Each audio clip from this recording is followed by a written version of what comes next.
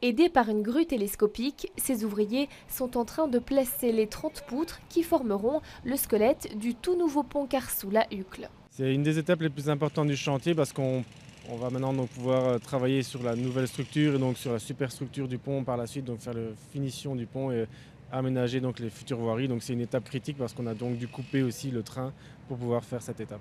La circulation reprendra normalement dès lundi. Dans la suite du chantier, d'autres impacts sur la mobilité. Le pont sera fermé durant 6 mois, de mi-novembre à fin mai 2025. Ça signifie que durant cette période-là, il n'y aura pas de trafic automobile, pas de tram, pas de bus sur le pont, avec forcément des impacts mobilité sur l'ensemble du quartier.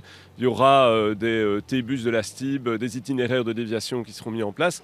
Or la bonne nouvelle malgré tout, c'est qu'en tout temps, les piétons et les cyclistes pourront traverser soit sur l'ancien pont, soit sur la nouvelle structure. Quelques embarras vite oubliés à la vue du nouveau pont qui sera plus large, plus confortable et plus sécurisant pour les centaines d'écoliers qui l'empruntent chaque jour. Et qui va permettre aussi plus de multimodalité. Donc ça veut dire qu'on va avoir tout un tas de transports différents qui vont cohabiter, on va dire ça comme ça, sur ce pont, des bus, des trams, vélos, piétons, et il y aura évidemment aussi un accès pour les personnes à mobilité réduite. Un chantier mené par Infrabel sur lequel la SNCB vient se greffer pour tout ce qui relève du service voyageurs. Avec l'installation entre autres de 72 emplacements de parking vélo et aussi tout un dispositif qui permet un accès au quai en totale autonomie avec des ascenseurs qui pourront permettre aux personnes en fauteuil roulant d'accéder facilement au quai, également aux personnes qui souhaitent embarquer dans le train avec leur vélo. Évidemment l'installation des abris, l'installation des bancs,